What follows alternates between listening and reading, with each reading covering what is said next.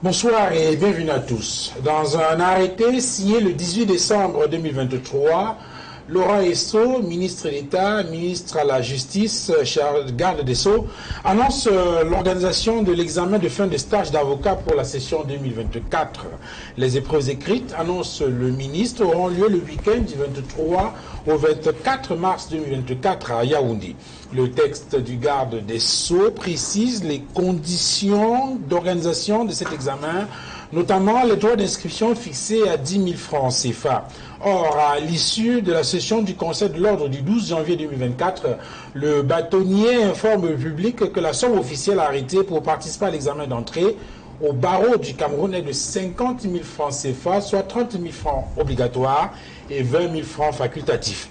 Une sortie qui a provoqué l'ire de nombreux avocats, à l'instar de Maître Christian Boumoutimban, qui, au sujet par exemple de la lettre de parrainage exigée, trouve cette condition foncièrement subjective et discriminante à l'égard de ceux qui n'ont personne ou qui n'ont pas de moyens financiers suffisants. Question: comment le Conseil de l'Ordre en est arrivé à décider de frais d'inscription différents de ceux arrêtés par le ministre de la Justice? Qui finance l'organisation du concours d'entrée au barreau? Les conditions de participation sont-elles discriminantes? Pourquoi s'écoule-t-il 9 ans entre deux examens d'aptitude au stage d'avocat? Et l'avocature elle-même, alors, a-t-elle retrouvé ses lettres de noblesse avec l'arrivée du nouveau bâtonnier? Le barreau vit-il? Quelles sont ses positions sur les grandes questions d'actualité liées aux droits humains, à la vie politique, économique et sociale du Cameroun? Et le bâtonnier himself, où est-il? Que fait-il? Où en est-il avec les chantiers qu'il avait annoncés depuis son élection le 20 juin 2022? Personne de mieux placé que le bâtonnier lui-même pour répondre à ces questions. Éric est l'invité de la vérité en face ce soir sur Equinoxe Télévision. Monsieur Bâtonnier, bonsoir et merci d'avoir accepté notre invitation. Thank you. It's my pleasure. Voilà. Alors pour mener à bien cet entretien, nous sommes avec Babila Jonathan. Good evening.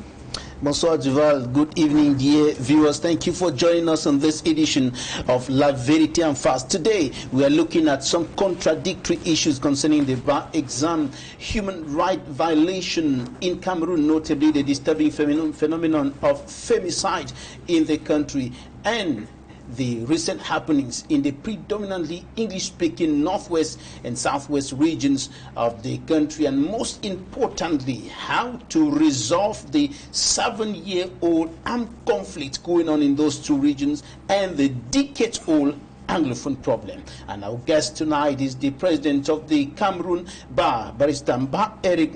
Is a lawyer with 20 years of experience in legal practice in both the common law and the civil law. Barrister, you're welcome to the program. Thank you, Jonathan. The pleasure is mine. Monsieur le Bâtonnier, dans un arrêté signé le 18 décembre 2023, je l'indiquais tout à l'heure, Laurent Esso, ministre d'État, ministre de la Justice, garde des Sceaux, fixait les conditions d'organisation, la date et le centre d'examen de fin de stage d'avocat pour la session 2024. Il indiquait clairement que les épreuves écrites auront lieu le week-end du 23 au 24 mars à l'ENAM, à Yaoundé, et on a appris le 12 janvier dernier, au terme d'une réunion, d'une session du Conseil de l'Ordre, que la somme officielle arrêtée pour participer à l'examen d'entrée au barreau du Cameroun est de 50 000 francs CFA, soit 30 000 francs obligatoires et 20 000 francs facultatifs, puisque les 20 000 francs, dit-on, se rapportent à la formation à laquelle sont conviés tous les candidats à cet examen qui aura lieu donc entre le 23 et le 24 mars 2024. Question simple et claire. Monsieur Bâtonnier, combien le candidat au concours d'entrée au barreau doit-il verser? Le ministre de la Justice a dit 10 000 francs CFA dans son texte. Vous avez dit 50 000 francs CFA, soit 30 000 obligatoires et 20 000 non obligatoires. Au finish, combien le candidat doit-il payer? Yeah, thank you. When you present it the way you've presented, it gives the impression that we are talking about two contradictory figures. No, it's not contradictory. We are talking of a complementary situation. What I want to first of all clarify is that the exams will not be written on the 23rd. There is a decision by the minister which postponed the exams to the 13 and 14 of April 2024 because it coincided with the police concours. That said, what I want to say is let's take back to the history so that you can really understand. The decision, the decree that governs the financial aspect of the exams dates back to 1991. That is the genesis. That decree dates back to 1991. And that is the legal base on which the minister came out with the Vérité, asking for candidates to pay 10,000 francs, which is legal. The Bar Council administers the Bar Association. And where we have challenges which are not foreseeable within the law, or where we have an impasse, that is when the Bar Council comes in to see how they can redress the situation. The last bar exams were in 2014. Year for year, we are 10 years. Yeah. Never this. So, when the Bar Council was elected, part of the commitment was that they were going to cause the bar exams to be launched.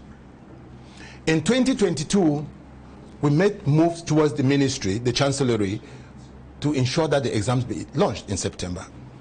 And they informed us that there was no financial allocation for that. It was never budgeted. And gave us a promise that they will ensure that it is budgeted. 2023 came, it wasn't. And I reported religiously to the Bar Council that it was a financial problem just like before. The Bar Council mandated me to open up negotiations with the Chancellery to see that they can launch the exams and let the candidates pay the supplementary fee to permit the running of the exams. The decree on the exams provides that the candidates pay 10,000. It is that 10,000 that is used to finance the exams. What do I mean by finance the exams? Right from the printing material to the supervisors, the invigilators, to the markers, to the jury members, everything is governed by this. We live in a situation, in a country where we understand how the cost of living has moved from one time to the other. That same decree provides that the jury members, the examiners, they are paid 20,000 a day. So you imagine a university lecturer, a senior magistrate who lives in Boya, Douala, comes to Yaoundé for the purpose of the exams. He is paid 20,000 a day. Is it for him to sleep in his car? Is it in an auberge? What is the cost of living now? What is the cost of fuel between 1991 and today?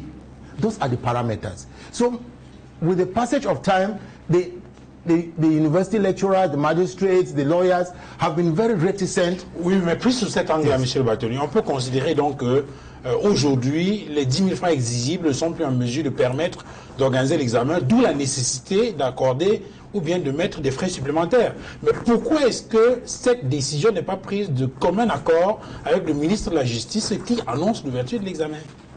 That is the issue. Because the ministry wants to stick to the provision of the decree. And the only other option we were given was we'll have to wait until when the law will be amended. When the law will be amended, then the amount will be increased. We have this pressure. We have 400 Cameroonians who were stranded in Rwanda. This is not new to you. Yes, it was almost going to cause some socio-political tension. These are Cameroonians, because of the absence of the exams, because the exams have not been launched, had to go out to Rwanda to try to see how they could be admitted to the foreign bar and come back home. All of this put together, we thought that it was better for us to negotiate with the ministry. This is not the first time it's been done. I am 20 years at the bar. In our time we did it. In our time we paid. So it's been the format while waiting for the exams to be launched. And that's why it wasn't some hidden mission. It was official. It was by a Bar Council resolution. The Bar Council is the competent organ that manages the bar. And where it thinks that there's some necessity to take a decision to supplement a hardship that is being caused, it does.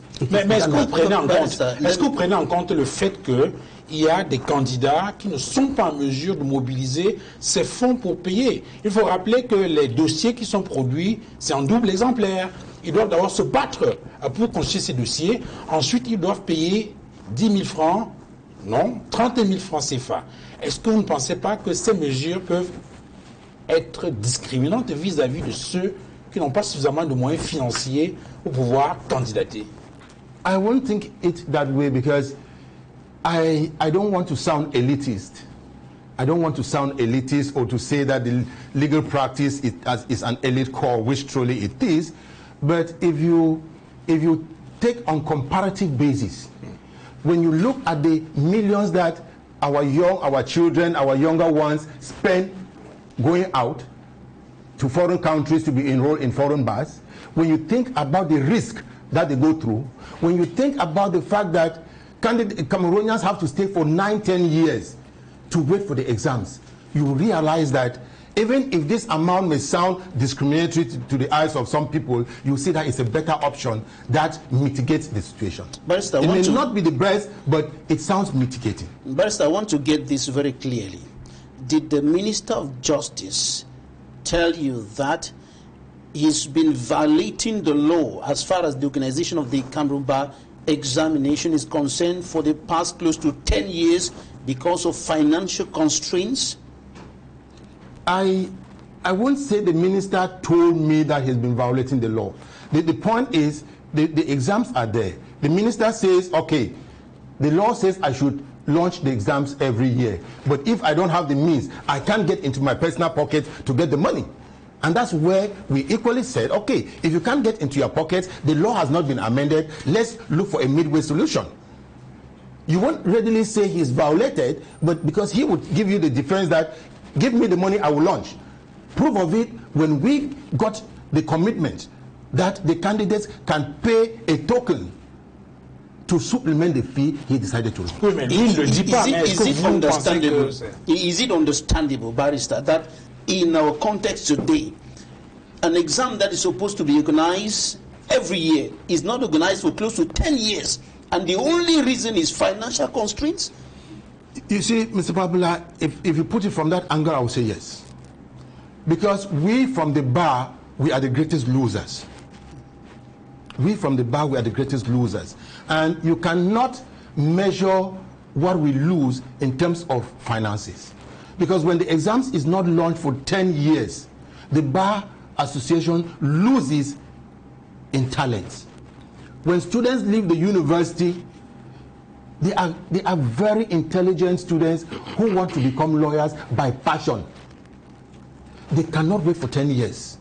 That's how you see some of them. They either get into the magistracy, they get into the teaching field, economal, some get into business, some get into the police, some get into the army, and that's how the bar loses out on those very intelligent students who wanted to be lawyers by passion. So we of the bar, we are the greatest loser. And what we, the bar, even castigates more is if the financial aspect is the greatest hindering block, what does it cost to amend that law, the decree, to make provision that the adequate amount be paid? Now, another aspect of the constraints of candidates to this examination is what they themselves qualify as cumbersome procedures with the documents that they have to get, notably the sponsorship letter with the limitations attached to it, and of course the other documents that they have to obtain to be able to register and take part in this examination. Why the cumbersome procedures? I don't understand. I don't want to, not say I don't understand, I don't want to subscribe to the fact that the sponsorship letter is a cumbersome procedure. Let me just explain, Mr. Babila, what goes on. It's unfortunate that we don't have a law school in Cameroon. So much so that lawyers are trained like mechanics. All you need to do is to identify somebody who undertakes that he has to train you. That is what you call the sponsorship letter. The sponsorship letter, and that's what the Bar Council keeps telling everybody. The sponsorship letter is not just a formality. It's not a procedural requirement just to be fulfilled for the essence of writing the exams. It is a firm commitment. It is an engagement that a lawyer takes vis-a-vis the bar, saying, I undertake to train this person. Training this person or training this candidate in the event he passes the exams. That entails providing him space. That entails providing him the intellectual upbringing. That entails giving him the financial largesse for him to build up. That is why we insisted this time. You have met me quite a number of times on some of the interviews, and part of the problems that the society and even you, the journalists, castigate the bar for is the fact that, oh, the lawyers, there are some lawyers who have their offices in their wallets, in their suitcase, the Avocat, the mallet. Le bureau dans leur mallette. The bureau dans leur mallette. So imagine that you take your son who leaves the university and wants to be a lawyer. You yourself, you dream that you should have your son as a lawyer. But because you don't really know those details as to who has an office or who is a good lawyer or not, you unfortunately give him to somebody who does not have an office. Mais M. Bâtonnier, justement, sur cette question de lettre, le parrainage là, avant peut-être pour insister là-dessus, vous avez certainement entendu des analystes soutenir que ça a donné lieu à des sortes de marchandage. Est-ce que vous êtes au moins au courant de cette situation? Oui, effectivement, je suis au courant de ça. Et quelles sont les dispositions que vous prenez pour éviter justement que les enfants ne se retrouvent pratiquement arnaqués par ces avocats-là? We feel very, very embarrassed. We feel embarrassed. And we have asked candidates to denounce. Some of the candidates have denounced it. And there are some of the lawyers that will be taken before the disciplinary council for such conduct. Because first, it goes against the oath. It goes against the oath of a lawyer. It is not dignifying. It's not ethical. It's not ethical. Because you sign to train somebody because you realize that this person has added value. He has the potentials of being a good lawyer. Not because he gives you money. Not because he has sold, he has money to buy the sponsorship letter. And part of it, I can understand that this year it was a little more acute. It became really, really cause for concern this year because we introduced this year, we insisted that before you sign the letter of sponsorship, the letter de parrainage, il faut d'abord montrer que vous avez un cabinet. C'est pour ça qu'on a introduit cette pièce intitulée l'attestation d'existence du cabinet. Mais l'autre question aussi, c'est sur la plus-value. Qu'est-ce que ça apporte? Parce qu'on parle d'un concours d'entrée au barreau. On connaît les conditions, le ministre a bien indiqué, vous devez avoir 12 moyennes, vous devez passer les épreuves écrites, puis l'admissibilité avec les épreuves orales. Mais si, enfin, j'entends des petites voix dire que, à partir du moment où, même si quelqu'un part du quartier sans avoir un cabinet d'attache et qu'il est en mesure de passer le concours, et si plus tard il peut se débrouiller n'importe comment, pour se former, mais à condition qu'il puisse avoir le niveau requis, puisqu'il y a une évaluation qui est faite, à quoi ça servirait finalement d'insister sur le fait qu'il y ait une lettre de parrainage pour être candidat au concours d'entrée au barreau? C'est ce mot que vous avez prononcé qu'on n'aime pas. Débrouiller. L'entrée au barreau n'est pas pour des débrouillards. Non. Il faut être sûr de là où tu vas aller. On ne veut pas des candidats qui réussissent et après se trouvent en route. Et peut-être, là, il réussit, il part chez lui, il sort de chez lui, il est au palais. Mais c'est une profession libérale. Oui, c'est une profession libérale. Libérale ne veut dire pas qu'on fait de n'importe quoi. C'est une profession cadrée. En plus, c'est libéral, mais c'est une profession parmi des professions rigoureuses, qui ont des règles strictes. La déontologie, c'est quelque chose qu'on ne blague pas avec. Parce que ça fait partie de toute cette raison qu'on trouve des avocats partout, sans cabinet et tout ça. Il faut simplement féliciter le Conseil de l'ordre pour ça. No, Barrister, parce qu'on est en train de remettre de l'ordre dans l'ordre. there seem to be some controversy surrounding this issue of the sponsorship letter. Can you explain to us the limitations as stated or prescribed by law? I know it talks about 3 sponsorship letter for a single lawyer and 6 maximum for a law firm. Can you please explain these limitations? Yes, the limitations, the first is that the law thinks, or the lawmakers thought that for you to be able to train, you must have some basic experience to train. And that basic experience is quantified or is identified by the number of years you have put in. So the law says if you have put in 5 years in practice and you are in solo practice, meaning you have your chambers, you are not in partnership, you can train 3. The law gives you the latitude to train 3. The law thinks that the maximum that you as an individual can train is 3. When you are in partnership, the law thinks that a partnership can train 6. That is the view of the law. But according to Barrister Christian Timban, there's these limitations to him does not exist, because he said something like the law simply says that for a lawyer to sign a sponsorship letter, he has to have at least 5 years of experience in legal practice, as you said, and nothing more. No more conditions attached to it. You see, that is, we've had a lot of these controversies, and it's a matter of interpretation of the law. We are not inventing anything. That has always been the position of the law. That has always been the interpretation that has been given. It is 3. What Timba is saying is that the 3 that the law talks about, the 3 is when you have succeeded. When you have succeeded, that is when you now look for somebody to sponsor. But the interpretation that the past bar councils have always given, and which is applicable, is the fact that the 3 is before you get in. So when you are going in, you can sign for 3. That is the law. So it's a matter of Timba giving his own interpretation. And we are all lawyers. If Barrister Timba feels that the interpretation which the various bar councils have upheld is not correct, he can seize the court for a better interpretation. That is how the law develops. Alors, M. Bâtonnier, je voudrais préciser que vous avez été élu pour un mandat de 2 ans. C'était précisément le 20 juin 2022. Depuis lors, la question que beaucoup se posent, c'est où est passé le bâtonnier Mba, Éric Mba. Est-ce que le slogan Ubuntu n'était finalement qu'un slogan de campagne? Que fait le bâtonnier? Slogan Ubuntu, qu'est-ce qui veut dire slogan Ubuntu? Je suis là. Je suis parce que tu es. Parce que tu es. Oui. Tu es parce que je suis, ou bien parce que nous sommes. Ici, effectivement, j'ai pris le bâton, ou bien le conseil ici a été élu au moment où il y avait vraiment de rancune au sein du barreau.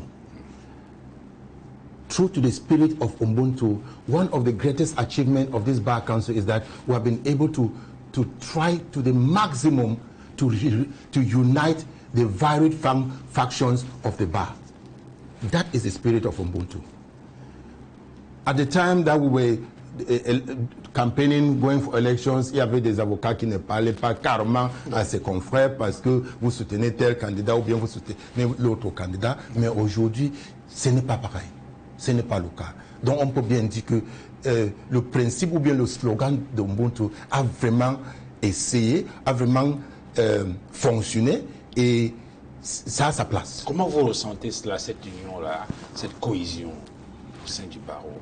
Est-ce qu'il y a des éléments matériels qui peuvent fonder ce que vous expliquez? You know, when you want to talk about the palpable materials, I think proof of it is the fact that lawyers now are more involved, are more concerned about the activities of the bar. You see, it is either on Facebook, it is on Instagram, it's on WhatsApp on a daily basis. The Bar Council is being criticized for one thing or the other. It tells you that more than ever before, they are involved in the activities of the bar. That nonchalance, that indifference is not there. So that is a means of actually identifying the fact that lawyers are now grouped up. And you must equally understand that we are lawyers. We are lawyers. The least of us, the the list has a first degree in law. So by our very training, by our very learning, we are trained to have independent opinions. We may not be unanimous in our ideas, but we need to be coherent. So the fact that we can come together, argue, and air out our differences, I think it proves the unity in the spirit of Ubuntu. Alors, au terme de votre élection, vous avez déclaré à la presse, j'espère que vous vous en souvenez, un jour nouveau se lève. Nous allons continuer comme un seul homme, parce qu'ensemble, nous allons réaliser de grandes choses, car le chantier est énorme. Alors, aujourd'hui, 2 ans après, est-ce que le bâtonnier, Éric peut nous dire de façon précise où est-ce qu'il en est avec les différents chantiers qu'il avait annoncés et les principales préoccupations qui avaient été évoquées? Je vais en prendre quelques-unes. On se souvient par exemple qu'on avait évoqué la question de la nature obsolète des dispositions, en tout cas de certaines dispositions des textes organiques du barreau. On avait également parlé, il me semble, de l'inadéquation des textes à la protection de l'avocat ou encore de l'absence d'appui financier au barreau et aux avocats. On reparlera du siège du barreau tout à l'heure. Où est-ce que vous en êtes? I want to say I will catalog the first 3 that you've identified and I put them under the law. Our law dates back as 1990, about 30 years. It's crazy. It's obsolete. It does not respond to the realities of the day. It doesn't. So those are some of the things that we committed that we were going to do. A commission was put in place to continue the revision. We have done that. We submitted it to the ministry, to the chancellery. As we speak, the last follow-up, it had moved from the Directorate of Legislation in the ministry, and we hope that not too far off from now is going to go to the assembly. So for that one, we are moving, because the greatest of the problems, I can say 75% of the problem the bar is facing, and the justice system. And the justice system is based on the 1990 law. On sait ce que deviennent certains textes dans notre pays. Vous savez, par exemple, en ce qui concerne le code de la famille, que c'est un texte, on ne sait plus exactement où cela se trouve, alors que ça fait plusieurs années que cela a été élaboré, mais il n'est toujours pas adopté. C'est un exemple. Vous venez vous-même d'indiquer que la loi prévoit que tous les ans, on doit organiser le concours d'entrée au barreau. Et ce n'est pas le cas. Est-ce que vous êtes toujours optimiste malgré cela pour ce qui concerne ces textes qui sont dans les couloirs du ministère de la Justice? L'on ne vit pas l'espoir. After revising and submitting to the competent authorities, what else are you doing to press forward so that it should actually go through the parliament, for example? And when we took over, one of the first things I did was that I wrote personal letters to the 180 parliamentarians of our country. I wrote to them announcing the existence of the bar and informing them that it was but important in a civilized country or civilized economy like ours that the legislature from time to time should invite the bar to come and give a presentation to them on the nature of the laws that they legislate. Because we are like, at the end, we are like the marketers of the products that are manufactured by the National Assembly. So it looks bizarre that they never get to find out from us what is the reaction from the consumers who are the citizenry. So I wrote to them. And we have a couple of colleagues who are lawyers in Parliament. We are working in collaboration with them, and we are following the movement of this law. Have you had a response? Yes. Of course, yes. From some, I won't say all. So what I'm saying is, what is different here is that I could tell you vividly that we submitted the document. The last time we checked, it was at the Directorate of Legislation. We worked with them, and we checked. It has moved from there to the ministry. Thereafter, it will definitely move to the Prime Minister. So we are closing and we are following up with our colleagues who are parliamentarians. So apart from this, what else have you been able to do for the time that you have been in office as the president of the Cameroon Bar? Wow. What else?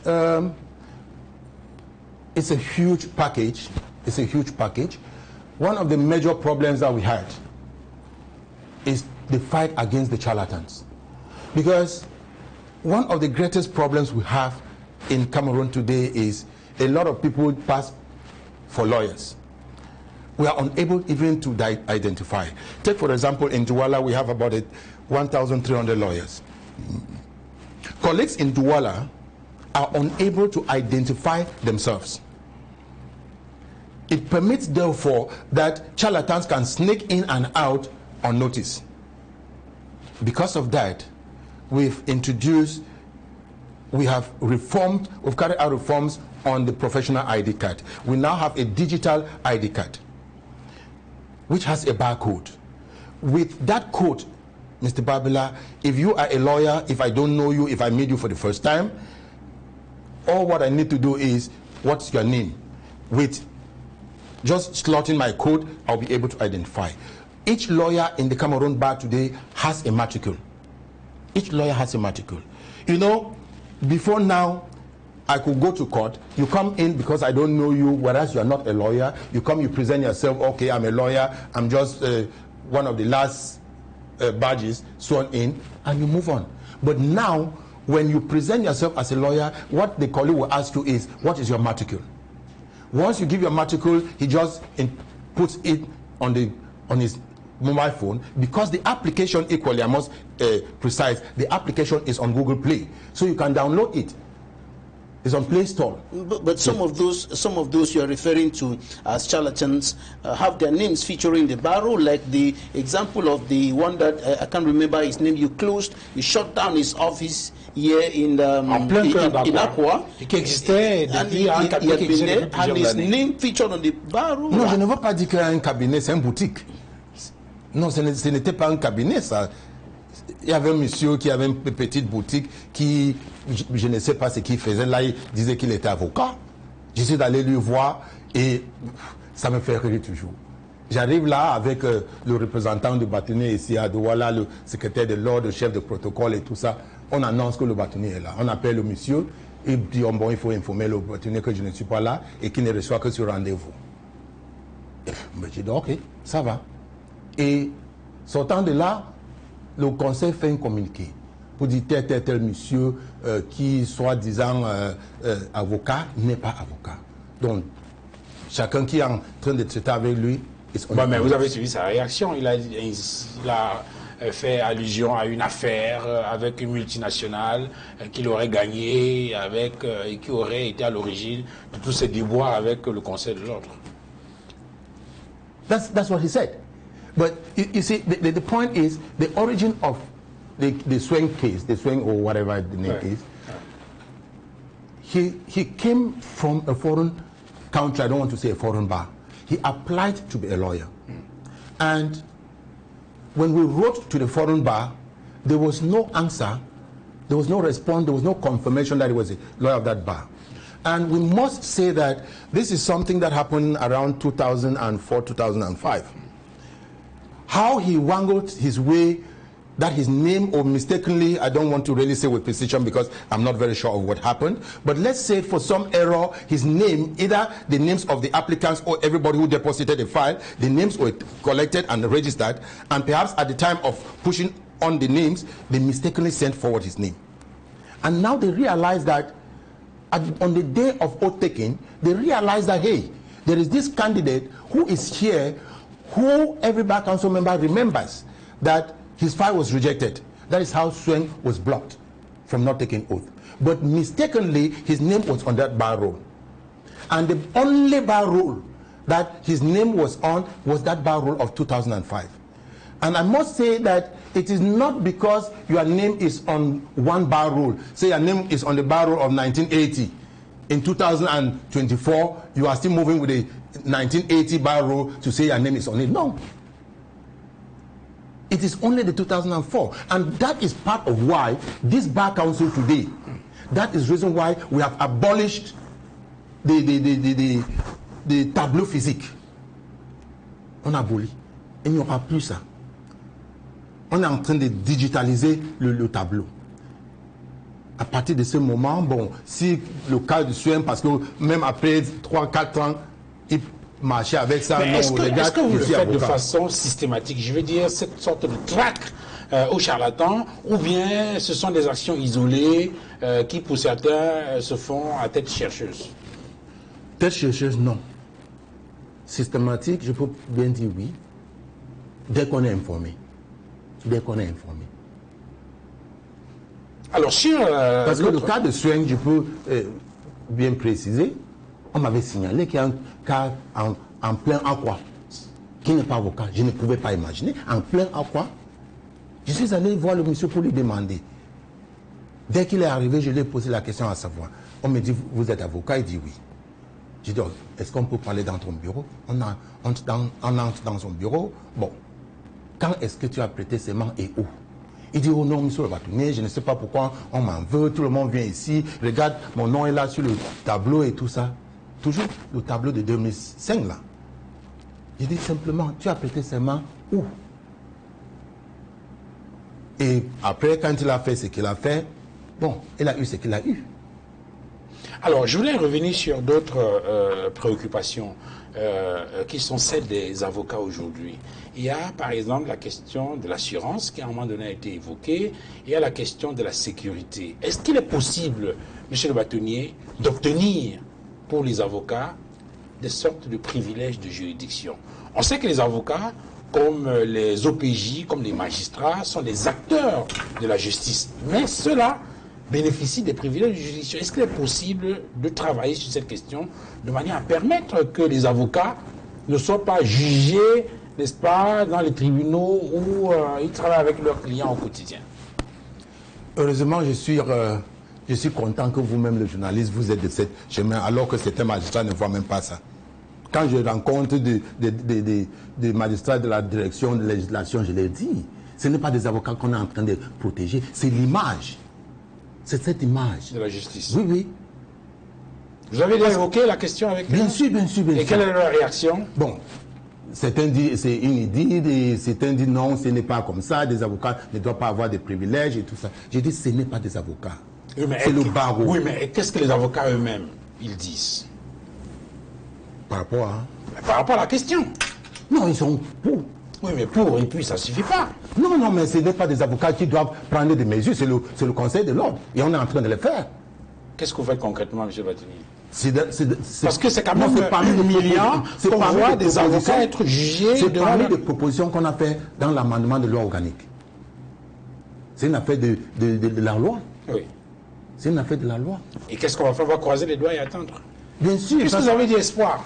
Oui, oui. Non, non, quand je dis espoir, c'est parce que vous m'avez posé la question à savoir, bon, il y a la code de famille et tout ça. J'ai dit, mais on doit avoir l'espoir. Vous dites que les avocats croisent les doigts et ils attendent. Non, non. Ils comptent sur nous. Parce qu'on est là. Mais ils veulent être rassurés qu'il y a un lobbying qui est fait, qu'il y a des actions qui peuvent être menées. Je ne vais pas revenir pour faire une comparaison avec d'autres bâtonniers, d'autres passe-bâtonniers que vous connaissez, qui, dans des situations de crise, ont mobilisé les avocats de manière à obtenir un certain nombre d'avantages et des choses. Je ne vais pas revenir là-dessus. Yes, the point is that, you know, when we do lobbies, we don't get to the TV platform and say this is the lobby we're doing, this is the lobby we're doing. There are lots of things that we've been able to do. And what we struggle or what we insist on doing is to make the powers that be to understand the logic and the reasoning behind what we're doing. Mais ils comprennent. Vous croyez qu'ils ne comprennent pas encore? But we need to continuously insist. But I want to guarantee you that that is one of the few things that we have make the government to understand that it is in the interest of the government. Because one thing this government does not yet understand is the fact that the bar is not an enemy. That the bar is the thermometer by which we measure the temperature of justice of any country. Monsieur Bâtonnier, vous êtes entré au barreau, au petit tableau en 2001. Si. Et puis au grand tableau en 2003. Si. Et en 2018, vous êtes entré au Conseil de l'ordre. Oui. Ça veut dire que vous connaissez très bien le barreau. Si. Vous vous souvenez très bien, par exemple, je vais prendre une affaire au hasard, l'affaire Barnabé-Nécuy. Oui. Et ce que ça avait créé comme électrochoc au sein du barreau et les mesures qui avaient suivi. C'est parce que les avocats s'étaient mobilisés. Vous vous en souvenez au moins? Oui. Il y a d'ailleurs une grève des avocats qui avait été initiée en son temps par ces avocats, je crois que c'était autour de 2006, un truc de ce genre. Et ça fait bousculer, ça fait bouger les lignes. Depuis lors, on a le sentiment que le barreau dort un tout petit peu. Il compte un tout petit peu sur la chance, ou bien croise les doigts pour attendre que le pouvoir en place ou l'exécutif à travers la chancellerie puisse accorder un certain nombre de privilèges ou d'avantages qui seraient des questions de droit pour les avocats. No, that's one thing. You know, as a strategist and as a leader, you must get actions and know what you expect from those actions. Yes. Each time you go out for a strike action, you must know what you expect from that strike action, without which the strike action becomes banal. I have said it here that there are some of these issues, 75% of the problems of the bar are contained in the law. About 75% of the problems. Whether it is the dignity of the lawyer, whether it is monopole, whether it is training, whatsoever, you have it in the law. Mais est-ce qu'il y a eu des situations qui ont été initiées dans ce sens-là et qui n'ont pas produit les résultats? Parce que, de mémoire de journaliste, chaque fois que les avocats sont véritablement mobilisés pour des causes justes, il y a eu des résultats. Je ne vais pas revenir sur les origines de la crise anglophone. On se souvient que c'était des avocats anglophones, au départ mobilisés au sein d'associations qui avait lancé l'alerte sur la question de la traduction des actes uniformes OADA en anglais. Et puis, bon, ça a donné ce que ça a donné. Ah oui, j'aime ça. Ça a donné ce que ça a donné. We'll be coming back to that shortly, Barrister. But c'est pour dire quoi? C'est pour dire que non, c'est un échec. Non, ce n'est pas pour dire que c'est un échec. What I'm saying here is that you get to that step when negotiations have failed. You know, I will not want to talk in the position of past bâtonniers or past bar counsels. I don't understand. There's never been a point where surrounding these laws, because the issue of the privileged jurisdiction of trial is not something that we are going to get into the street or get the minister to sign by Vérité. No, we want it to be in the law, because that is part of the fundamental protection of the bar. It's not even the lawyer we're talking about, because the whole issue is many people think that by so doing you are protecting the individual lawyer. It sounds bizarre. It sounds bizarre that you take, for example, you go to Bonanjo here. The first matter you called, it is the people versus Éric. I enter the dock and the matter is adjourned to 2 months, 1 month. I get out, the next matter, okay, the people versus Babila Jonathan. And et c'est vous l'avocat. Et c'est moi l'avocat. Vous voyez? But that is what we are saying, that the lawyer should not be judged in the jurisdiction where he is practicing. And that is the mischief that the same law seeks to protect when they say magistrates, senior police superintendent, civil administrators cannot be judged in their own jurisdiction. Because you imagine a case where a magistrate, in the first row of cases, the magistrate is an accused. He comes in and the matter is adjourned. He goes back and he's the one sitting there to preside. How does the litigant look at him? That is what we are. We seek the powers that be to understand. We don't even need to go on the street for that, because that is not benefiting the lawyers. It is the image of the judiciary. It is just because the powers that be still look at the bar as an enemy, as an opposition force, but the bar, like in every economy, is a strong force that determines the economic machine. But while you're doing that, Barrister, the question here is, while you're pressing for the law to go through to obtain those things that you're talking about, to negotiate and all of that, lawyers, apart from being judged in the same way as every other person in the society, they are not being respected, even by the same people who are called to apply or to implement the laws of this country. They are treated like common criminals. Recently, there was a lawyer who was picked up at the Douala International Airport upon his arrival in a case that I don't want to go into the details of the case, but he was picked up like a common criminal. And I was in court in Bonanjo, and I was surprised to hear somebody saying they didn't know that he was a lawyer. The matter was in court, and the reason for it to be adjourned was that they didn't know that he was a lawyer. And he says that he explained everything, showed every document, every proof that he was a lawyer, and it was known. Your representative here in the Little said it was known that he was a lawyer. But in court they said they didn't know that he was a lawyer, and they just pushed the case. This kind of treatment, does it not deserve some strong action, some strong movement to put an end to such? We saw how Barrister Tamfu and some others were maltreated in court here and so on. That does that not deserve some kind of strong action from the bar? Yes, Babala, the point you have made is so cogent and so strong, but the example you have pushed on may not be the correct example.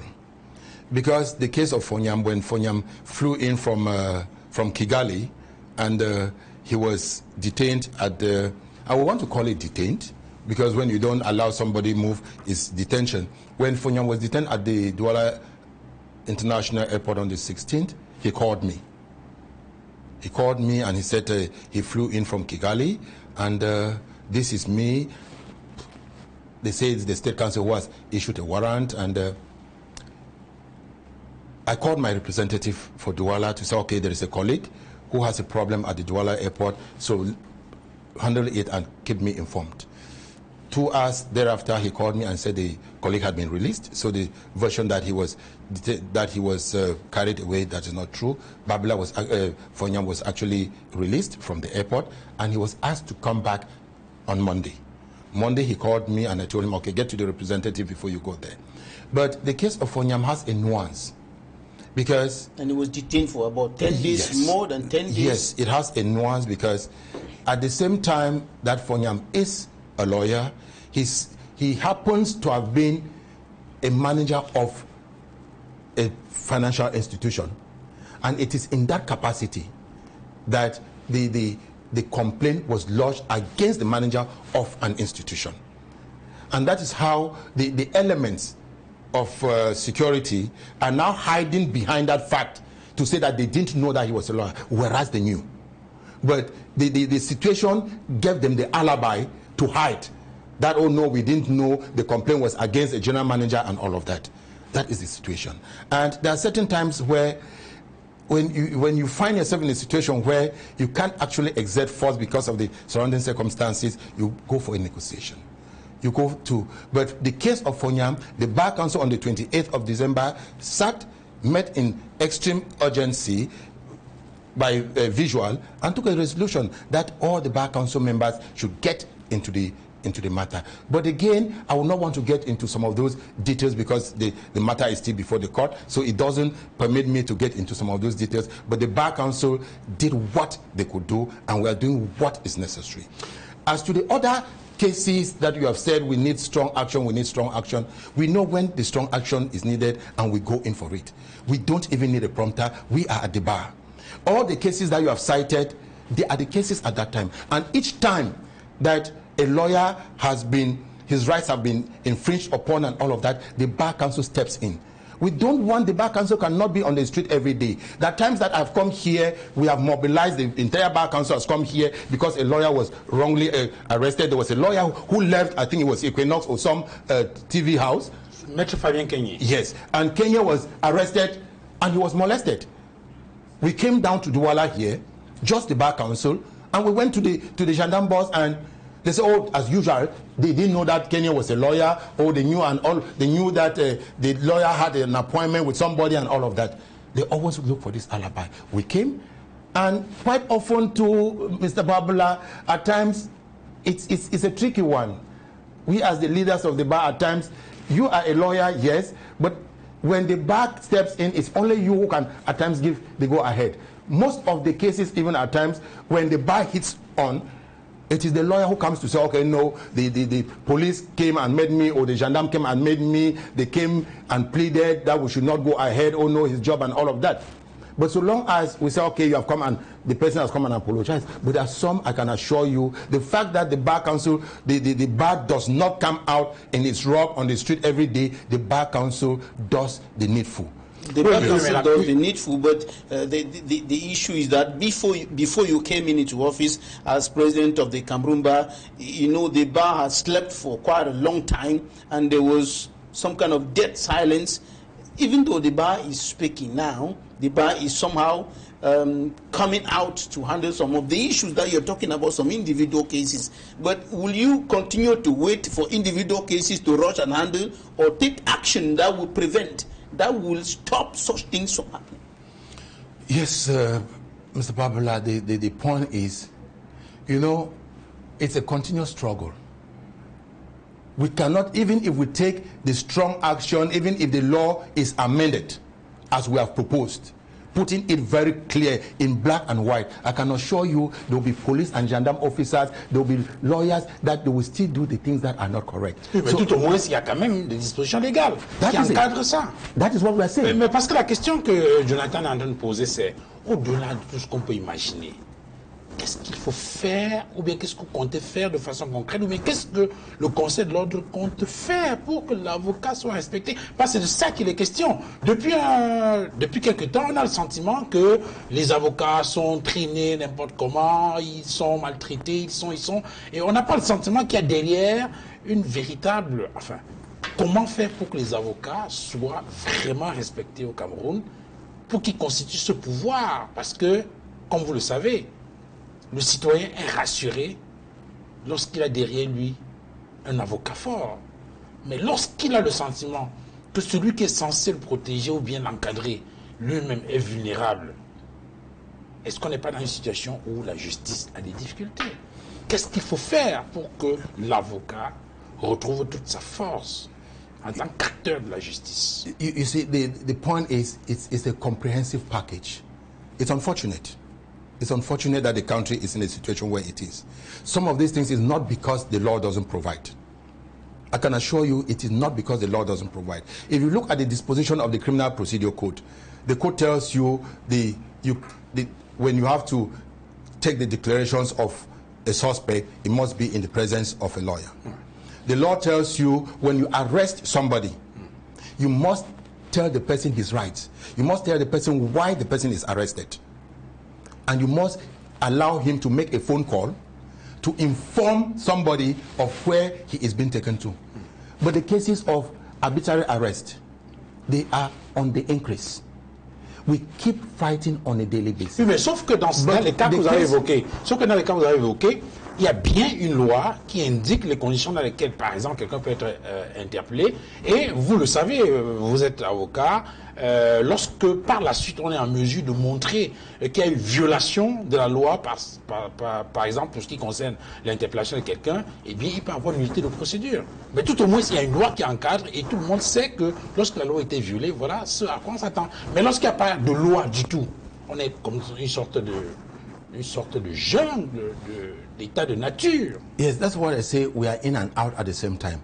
Because you are equally saying that because some of these things are because there's no law. And once there's no law, there's no legal base that you yourself, you can even act with force. Absolutely. But again, we are saying that they are principles, legal principles that are universal, that we don't even need to get them inscribed in our laws. Yes. The conduct of arrest, detention, human rights, all of those things are not Cameroonian. It's universal. And some of the cases you are talking about, we have about 3 cases at the military tribunals that some of the gendarmes have been dragged to court because of the way they treated lawyers. And we will only have to set some of those examples, because you see the issue of going out, going on strike and all of this may not actually, because after you go on strike, what next? So we must from time to time change strategy. Alors, peut-être avant de rentrer dans la deuxième partie de cette émission, un mot sur le siège de l'ordre. Le siège du barreau du Cameroun, visiblement, c'est un véritable serpent de mer. Ça fait plusieurs années qu'on en parle. L'argent aurait d'ailleurs été mobilisé pour l'achat, par exemple, d'un terrain, mais les travaux de construction du siège ne démarrent pas. Est-ce que vous pouvez, en regardant la caméra, Maître Éric rassurer les avocats que sous votre mandature, mais s'il ne reste plus que quelques mois, en espérant peut-être que vous serez reconduit à votre fonction de président de l'ordre, est-ce que vous pouvez rassurer les avocats que sous votre mandature, on aura un siège de l'ordre des avocats du Cameroun? I will happily say it. we may not say le siège en tant que tel qu'on peut commencer et réaliser, mais ce que je peux assurer mes confrères, c'est que quoi que ça soit, on va quand même commencer la fondation. Pourquoi on ne commence pas depuis? Là, je n'en sais rien. Pour être honnête. Vous êtes dans l'ordre depuis? Oui, je suis dans l'ordre depuis 2018, membre du Conseil de l'ordre. Oui, oui. Le bâtonnier Tchakounte, paix à son âme. Lui, il avait commencé. Qu'est-ce qu'il avait fait? C'est lui qui est venu compléter la processus d'achat. Parce que je ne sais pas pourquoi c'était en suspens. C'est lui qui est venu compléter, payer de notaire et prendre en position le titre foncier. Il a commencé à contacter des architectes pour commencer et tout ça. Bon, Dieu n'a pas voulu qu'il engage ou bien qu'il commence ça. Et après, il y avait une intérim. Qui a duré éternellement. Je ne veux pas dire, c'est toi qui l'as dit, mais... C'est le plus long intérim dans l'histoire du barreau, monsieur le bâtonnier. Non, mais c'était au moment de la Covid, qu'on ne pouvait même pas autoriser... Non, mais on ne pouvait pas autoriser plus de 50. Vous ne pouvez pas aussi imaginer que peut-être 49 avocats partent voter un bâtonnier. C'était tout à fait normal que ça traîne. Parce qu'il y avait des circonstances que ce n'était pas la volonté du conseil ou bien le bâtonnier par intérim. Non, ce n'était pas ça. Alors, donc, sur le siège, vous dites... Sur le siège, je dis, le plan est déjà là. Les ingénieurs sont en train de travailler pour nous donner ce qui est nécessaire. Et je rassure mes confrères que quoi que ce soit, on va commencer le fondation. Bon, je vous pose une question. On a commencé, vous n'êtes pas obligé de répondre. On a déjà terrassé le terrain. C'est à Omnisport. À l'époque, il y avait certains qui ne croyaient même pas qu'il existe ce terrain. Mais là, aujourd'hui, tout le monde y croit. Donnez-nous l'exclusivité. La pose de la première pierre, ce sera quand? Tout ce que je peux vous dire, c'est que d'ici la fin de notre mandat, parce qu'on a assez de projets, il y a l'examen ici, il y a des prestations de serment de candidats d'inscription directe, et après l'examen, on doit normalement faire des prestations de serment des candidats. Il y a l'Assemblée générale le 2 mars que j'ai saisi l'opportunité pour dire à mes confrères de venir massivement, parce que c'est dans des assemblées généraux comme ça qu'on vote nos résolutions, et c'est là on prend des décisions qui gouvernent, qui nous autorisent même de faire des grandes choses. Nous allons peut-être marquer une pause dans cette émission de La Vérité en face, où nous recevons l'Ubuntu.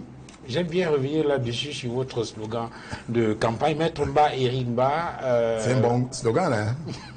Alors, on vous retrouve dans quelques secondes dans la deuxième partie de cette émission de La Vérité en face, où nous reviendrons un tout petit peu sur l'organisation pratique de l'examen, mais on va évoquer avec vous des questions d'actualité sur la position du barreau sur un certain nombre de questions d'ordre national. C'est dans la deuxième partie de l'émission La Vérité en face sur Equinoxe Télévision. Voilà, maintenant tu peux jouer.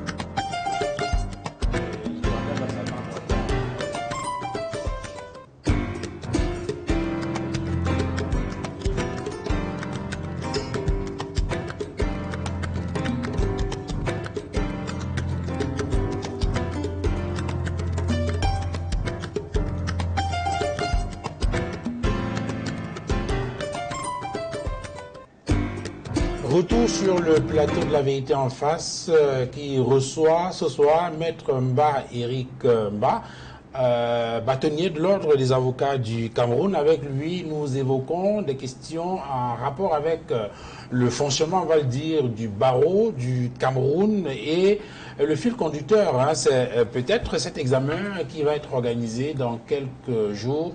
Un concours d'entrée au barreau du Cameroun. Il y a donc l'examen d'entrée. Et évidemment, pour ceux qui étaient inscrits au petit tableau, l'occasion peut-être pour eux de retrouver, bien évidemment, le grand tableau. Monsieur Bâtonnier, deux petites choses hein, sur ce concours avant de passer à autre chose. De façon concrète, comment s'organise ce concours? Qui fait quoi? Et le budget, par exemple, parce que si vous avez décidé d'exiger 20 000 francs de frais supplémentaires, c'est que vous avez une idée sur le coût global de l'organisation de cet examen. Qui fait quoi? Qui finance quoi? Quels sont les rôles des différents acteurs? Et à quoi est-ce que les candidats à cet examen doivent s'attendre? Qui fait quoi? C'est que les candidats doivent attendre. The exams is jointly organized by the ministry and the bar. Of course, as I said earlier, the financing is done principally by the candidates, because even the 10,000 that the decree talks of, it is the candidate that pays. The supplementary fee is still the candidate. So I would say that essentially it is the candidates that finance the exams. The exams is organized by two structures. The secretariat of the exams, which is jointly by the Ministry of Justice and the bar. So the secretariat is made up of magistrates from the Chancellery and lawyers from the bar, the Cameroon bar. You have a jury. The jury is presided by the president of the Cameroon bar that I happen to be. It is the president of the jury that oversees the general functioning of the exams. We've decided the jury and the secretariat, they work hand in hand. They set the exams. They give the marking guide. They agree on the security measures put in place to store the question papers, to store the answer sheets, how the decoding is done, how the results are compiled, and at the tail end, the results are deliberated by the jury, submitted to the minister who proclaims the results. Now, there are about 8,000 law graduates, if I'm right, who are knocking at the door or seeking entrance into the bar. What is expected of them? I think at the close of the day, we received about 5,500 applications, if I'm not mistaken. Given that we are still, the screening process is still going through, we are actually now doing the screening to see if all the files actually, because the screening has stages. The first stage is the light verification that is done, the files are received, and the next step now is a more detailed screening to see if the documents are correct. Within the screening, we now come out with a list of their degrees, where they obtain their degrees. As they're moving on with the exams, we equally write to the various universities. We send delegations to the various universities to verify the authenticity of the certificates and all of that. So a lot of candidates could be disqualified for one reason or the other. So that's why I say it's for now it's about 5,500. Et combien de stagiaires à peu près vous attendez? We don't really have a figure. For me, we don't have a figure. We go by the law. Si vous avez 3000 stagiaires au terme de cet examen, comment allez-vous les former? That is why we started by saying that you now see why we say the letter of sponsorship was very, very important, so that we have a basic guarantee. So I can tell you that with the mechanism that we put in place, we assure that the candidates, if they pass, they will have people, they will have chambers where they will be trained. And the first exercise which was done was just how do I say, it was a little superficial. It was just to ensure that you have a chambers, there's an address and all of that. The law, the practice gives the Bar Council the power to withdraw a people advocate from a chambers where they think that the chambers is not of standard or the practice there does not permit the candidate to come up with the academic rectitude that is expected and to assign him to another chamber. So once the candidates, the results are declared, before the swearing in, of course, the team in charge of inspecting the chambers would have perhaps completed their assignment. The chambers that are located in places that are not as decent as prescribed by the law, because the law talks of the cabinet décent. At this time, we didn't go into the decency of the chambers. We only looked at if there's a chambers good and fine. So we'll try to get to all of that, hoping that as we are pressing hard and talking, the government will understand the need for a law school. Est-ce que vous avez un chronogramme de cet examen-là, les délais de publication des résultats, etc. Quels sont les détails à ce niveau-là? Detail, what I will say is that the exams will be written on the 15th. We cannot actually give a vivid chronogram because it depends on how fast the markers too will be. Because once the exams are written, they are written 13 and 14. The secretariat sets to work. The coding of the mark sheets, of the question papers. Once that is done, the markers now come in and they start marking. Mais vous pouvez quand même avoir une idée approximative sur combien de temps ça peut durer. Parce que un examen dont les résultats traînent trop, on imagine que... Vous imaginez que quoi? Vous avez très bien compris la question, je n'est-ce pas? No, I think we are on the same spirit. With me, j'espère que si on compose le 13 et le 14, Maxime, peut-être mai, oui. Barrister, have you taken some measures to ensure that there is no illegal manipulation of the results? I would say yes. What are the measures that you have taken to ensure that at the end of the day we don't have candidates saying that we succeeded but our results were manipulated, or some saying that this person didn't succeed but his name features on the list of the successful candidates? Because we have had this coming up again and again as far as the examinations are concerned in Cameroon, buying of marks, buying of results and all of those things. Yes, Mr. Barbula, it's a common thing we hear with exams in Cameroon. Partly, I would say it may be true, and partly is justification for some candidates to explain why they failed. But on our part, the Bar Council, we are doing the maximum that we can. And one thing, I, as the president of the jury, the Bar president, because when we had the last meeting, it was a matter of how do we preserve the questions. One thing I talked to my team is that we are not going to preserve any questions. We're not going to preserve any questions. I'm of the opinion that we are not going to set questions, preserve them somewhere. Because once the questions are set in advance and preserved somewhere, you can never be too sure of the security measures that are put in place. Because what we were told is, okay, they can get some box, a trunk, they put the locks on it.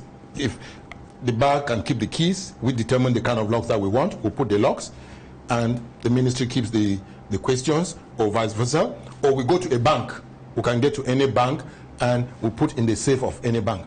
But my proposal was no. The jury and the secretariat, the jury and the chancellery, of course the secretariat is headed by the director of judicial professions, they come that morning, all the members of the jury, we sit, we set the questions as it was done the last time with the Bâtonnier TPC. While the candidates are already in the hall, we set the exams, and what we said was part of this money, if the candidates pay this money, let us hire heavy duty photocopiers, about 2 or 3 of them. We just bought a generator, 22 kVA, so that in the event we don't have power supply, we can always cope. So the idea to first of all ensure the security is that we are going to set the questions on the day of the exams. As the candidates are seated, the jury, they sit, they set the questions, they run them, and they give them. to the hall. And as to how the questions are preserved, or the mark sheets are preserved thereafter, of course, once they are coded. Because what we will do is, we are not going to allow that the questions be carried to, whether to the bar or to the ministry, we are not going to allow anybody to carry the question, the answer sheets. We will have the answer sheets coded there before putting into the boxes and all of that, even if it means we're spending the night and all of that. So that's what we intend to do. Oui, vous pouvez prendre toutes ces mesures de sécurité et tout ça, mais à la fin, il y a la publication des résultats. Et vous savez très bien, vous êtes un vieil avocat, qu'il y a eu une fois des difficultés, des incompréhensions, je préfère dire incompréhensions, entre le bâtonnier et le ministre, au point où la publication des résultats a dû prendre quelques jours supplémentaires. Quand je parle de cette crise-là, vous vous souvenez très bien de quoi il était question. On espère que cela ne va pas arriver et que vous allez vous entendre avec le ministre de la Justice pour que tout se fasse normalement et dans les délais. On ne va pas entendre des grincements de dents sur la manipulation des résultats ou des quotas de ci ou de ça. Mais la dernière question que je voudrais poser pour qu'on sorte de là, j'espère. C'est sur ces Camerounais compatriotes. Ils étaient 400 qui étaient coincés au Rwanda parce qu'ils aspiraient, n'est-ce pas, à entrer dans une école de formation. Et ben, là-bas, la question avait été évoquée ici dans les journaux.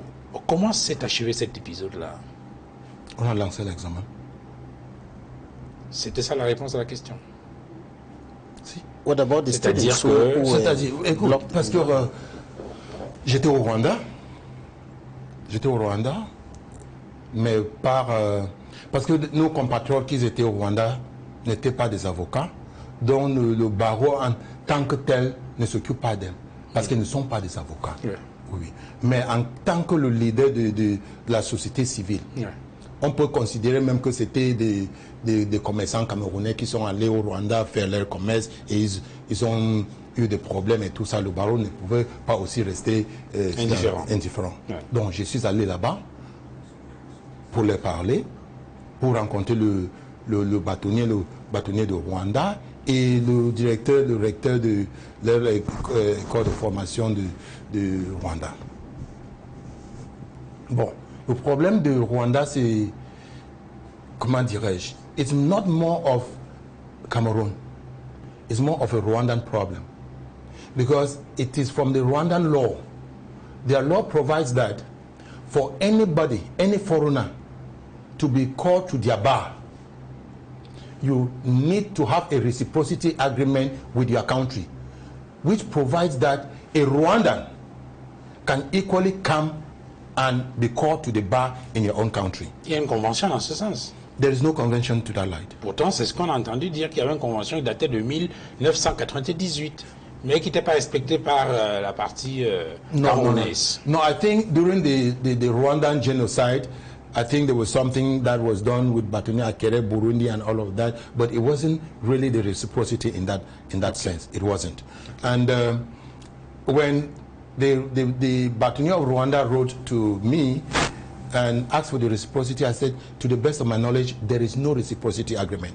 But I urged him to use the jurisprudence, to use the precedents that they have been using to let the candidates go out. And again, part of the reason why the Cameroon bar, because that's one of the criticisms, they say the Cameroon bar, the council that did not want the Cameroonians to be called to the bar there, we don't want lawyers to come back and all of that. No, that was not it.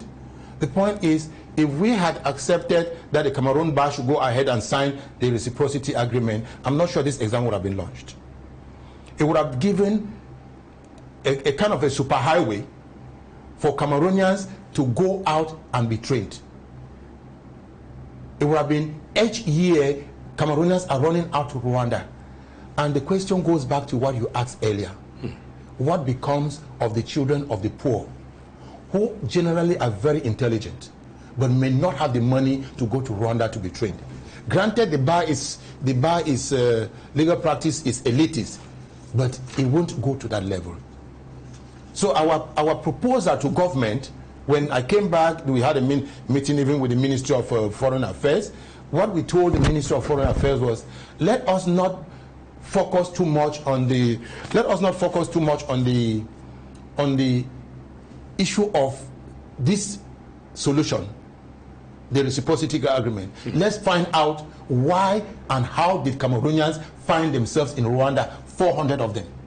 And one thing you must understand is that within the 9-10 years that we have not launched the exams, we have admitted more than 1,000 lawyers. More than 1,000 lawyers from foreign bars.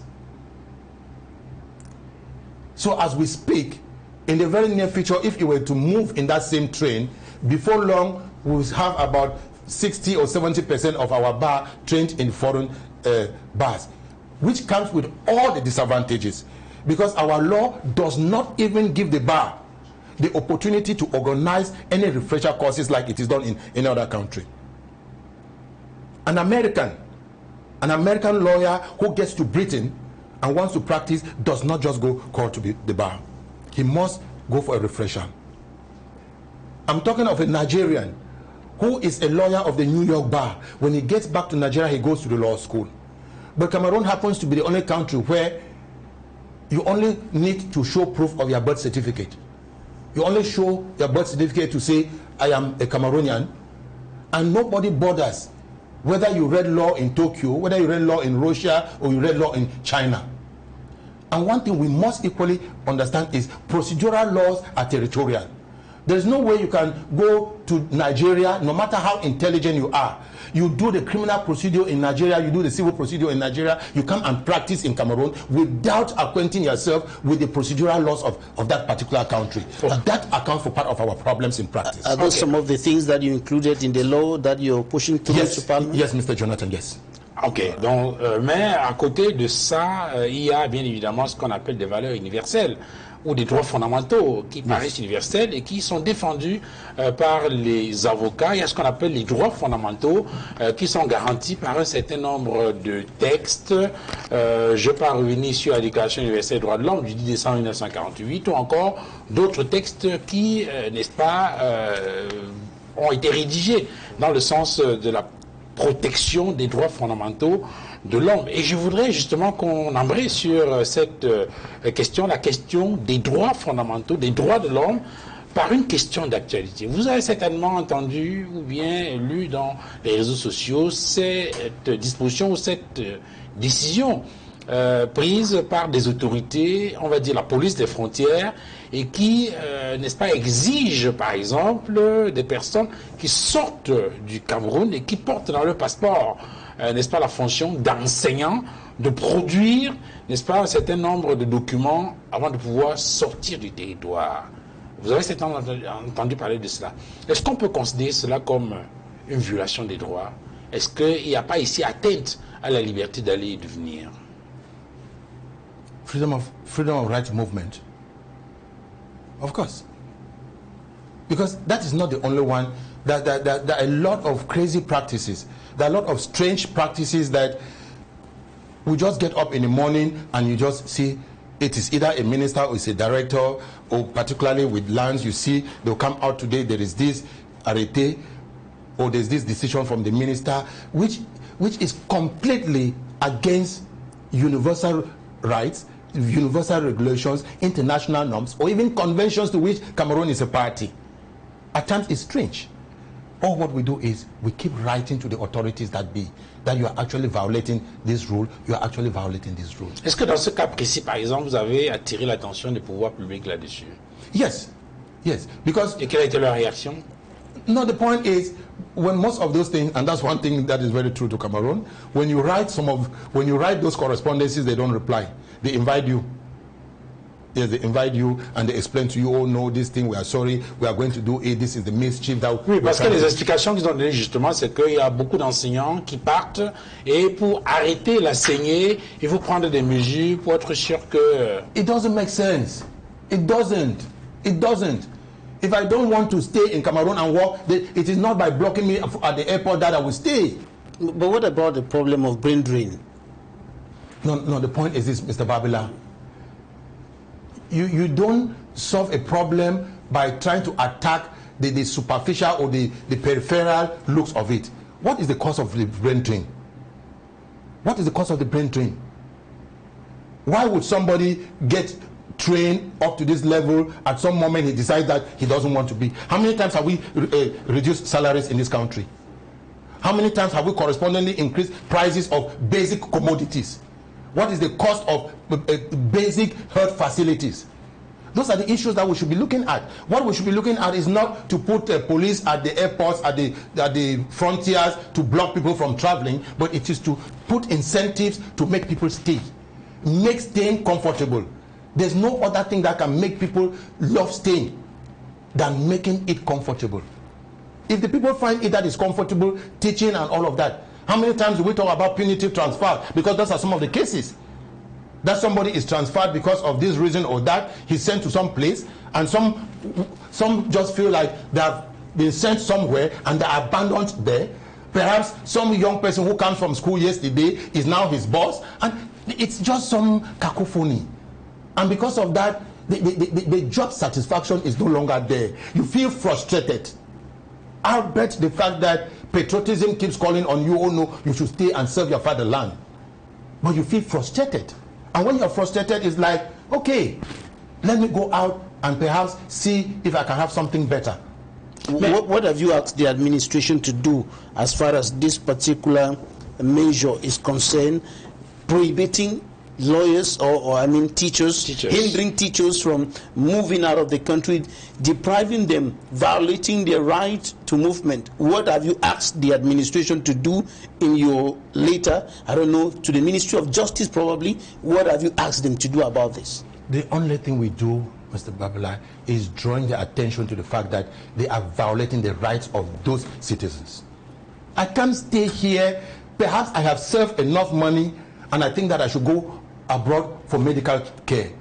Or a friend invites me to come and spend vacation out, and I want to go and you block me because I'm a teacher. It doesn't sound. It doesn't sound. The only thing we can do is, because the first thing is all the teachers that are going, they will tell you we are going for vacation, we are coming back, but a majority of them don't come back.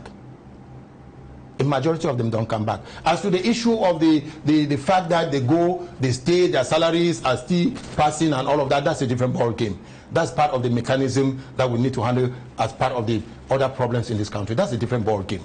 But instead of just telling them that what you're doing is wrong, what you're doing is violating the rights of these people, shouldn't you be telling them, hey, Mr. Minister, you need to stop this.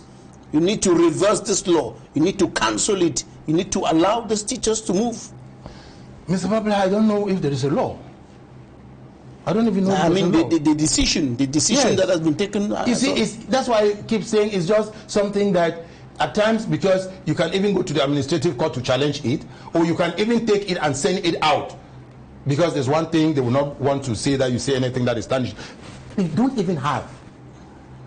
It is either some in-service circular or some resolution that they held meetings and directives were given. That's the way it operates. But as you say, we draw their attention in the strongest of words, telling them it is wrong and that they should reverse it. And quite often at times too, Mr. Babala, the Cameroonians are so volatile. At times you will tell them, bring that decision, let us challenge it in court, let us take it open. There are times I will even tell them, go to the journalists, tell them, show them those decisions, let them publish them. They say, oh no, my job, oh no, I don't want to get into problems with the government and all of that. We can only do but that. Alors, on écoute là votre position sur cette question d'actualité en rapport avec ces enseignants qui sont bloqués très souvent à l'aéroport à la suite d'une décision qui a été prise par la police des frontières, et donc ils ne peuvent pas facilement se mouvoir. On aurait souhaité écouter le bâtonnier ou le barreau de façon globale sur d'autres questions d'actualité. On a le sentiment que le barreau est un tout petit peu à fond sur certaines questions fortes qui concernent la nation camerounaise. No, that's where we have a different approach, because when the point is the mode of communication. Because what you think is, if you didn't invite me to your platform today, perhaps you will not understand all of these things, these basics even. And we must understand that the bar and the press, they match together. When some of these things come up, because there are some of those things that even you, the journalists, in your investigative journalism, you are the ones that have the greater facts. You are the ones who have the facts. Perhaps we just have it because we heard it on social media, but the people who do the investigation, the investigative journalism, you are. But you don't even bring them to our knowledge. Because at times we don't even get some of this. Oui, mais il y a des questions sur lesquelles on voit bien des communiqués. Récemment, par exemple, dans ce qu'on appelait au Cameroun l'affaire Bobda, on a bien vu que le barreau a communiqué là-dessus par l'entremise du responsable des questions des droits, le responsable de la commission des droits de l'homme, etc. Yes. Et d'autres, il y a d'autres questions où on voit des communiqués, mais il y a par contre d'autres sujets sur lesquels on attend d'avoir la position. Par exemple, récemment, il y a un débat sur la question de l'augmentation du prix du carburant. Il y a la question de la vie chère. Il y a d'autres questions en rapport avec les droits de l'homme sur lesquelles on n'entend pas le barreau. You see, it depends on which platform you read. Because as the bar, we don't have a press organ. We don't have a TV house. We communicate as much as we can. Those that you get, good and fine. Those that you don't, it's unfortunate. But est-ce que c'est pas un problème que vous n'ayez pas une cellule, on va dire, à proprement parler de la communication pour justement donner... No, I'm not saying we don't have the secretariat of the bar is in charge of communication, and the various commissions do the communication through that channel. What I'm simply saying is it depends on what you have access to. It depends on what you have access to. Because there are some other media house, the issues that you have seen us communicate on, they might not have seen. But once there is a communique that comes out from the government and it violates any law, we make sure promptly we send it to the various commissions that are involved. It is human rights, it is the finance and all of that. They analyze it and they revert to the Bâtonnier and we authorize and a communique comes out. That we do is systematic. Let me get your take, Barrister, on this problem of femicide that has been making news in Cameroon in recent times. It's been qualified as an attack on women who are killed left and right. And we have, Tuval mentioned the case of what is today known as the Bobda scandal, even though as of now there are no evidence, so to speak, there are no palpable proofs to show, to demonstrate what he is accused of, but the number is what Barrister Aliscom, for example, qualifies as frightening. The number, more than 50 women sexually assaulted or alleged to have been sexually assaulted by a single individual. Yes, Mr. Babula, the Bobda case is one case that has ravished, has shocked to the core every reasonable man. The bar not being indifferent. Of course, you saw that the bar made a pronouncement, but the pronouncement of the bar was not so committed. Because generally, with the femicide, it's a very, very sad thing. We may say it on the podium here in the lighter mood, but I think we all need, particularly the journalists that you are, the lawyers that we are, we need to raise the degree to which we protect the women of our society. It is becoming so alarming. I'm not even talking about the case you have just cited. The female child, the girl child, they are under such threat that you can't imagine. From job sites, from unknown men in the society, and each time you get to the northwest, southwest, it's the same cry. Some founded and some not founded. Oh, they were raped, they were sexually harassed, and all of this. We need to step up that. But the point again, many people don't decry it. Take the case of Bobda. That is the other side of the social media.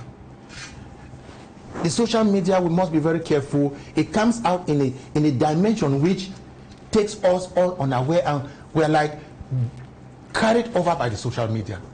I read equally on the social media, I'm sure you read too, that there was a communique, somebody was calling for people who had been sexually harassed or violated by Bobda to come and make a complaint.